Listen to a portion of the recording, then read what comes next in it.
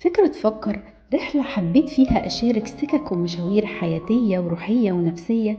أخدت فيها سنين كعبلة ولخبطة نتيجة عدم معرفة الحق الكتابي بطريقة ينفع تتعاش بجد على أرض الواقع.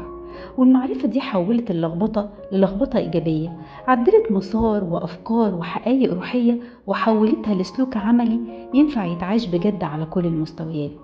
ولسه الرحلة ما انتهتش، طول ما لسه فينا نفس داخل وخارج محتاج الكلمة والصوت الخافت الرقيق اللي بيعدل مسار الحياة ومسار إناء فاسد ناشف من إغواءات العالم. لكن اللي صنعه عارف إمتى وإزاي يزود المية الكافية عشان يطري الإناء ويعيد تشكيله ورسم ملامحه من جديد بطريقة تبهر اللي حواليه وتمجد إيدين الخزاف الماهر ده والمايسترو اللي بيحاول ويدير كل آلة عشان تعزف هارموني يهدي النفس ويطرب الودان ويخلق خيال مبدع ينتج أعمال نافعة وصالحة.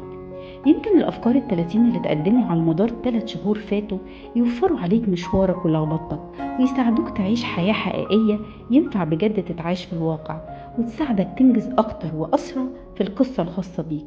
غيرك أخدت منه سنين عشان يتعلمه وجي يقدمهولك جاهز على طبق عشان تكمل مشوارك ودعوتك. وحط في بالك وصية بولس لأهل أفسس لما وصاهم وقال لهم: مفتديين الوقت لأن الأيام شريرة. استثمر واستغل وقتك أحسن استغلال ممكن، لأن في يوم هينتهي فيه رحلتي ورحلتك على الأرض، وهينتهي معاك كل فرصة ضيعتها في عدم التجاوب مع رشد التشكيل الإلهي في حياتك ودعوتك. ولأن الزمن اللي بنعيش فيه رحلتنا أقصر مما نتخيل، فاستغل كل الفرص اللي بتتقدم لك فيه. أنا شخصيا أفتكر أني تألمت فتعلمت وتغيرت. يمكن دي آخر فكرة تسمعها هنا، لكن بتمنى أن كل فكرة تكون سمعت جواك وخلقت فيك فكرة عشان تفكر.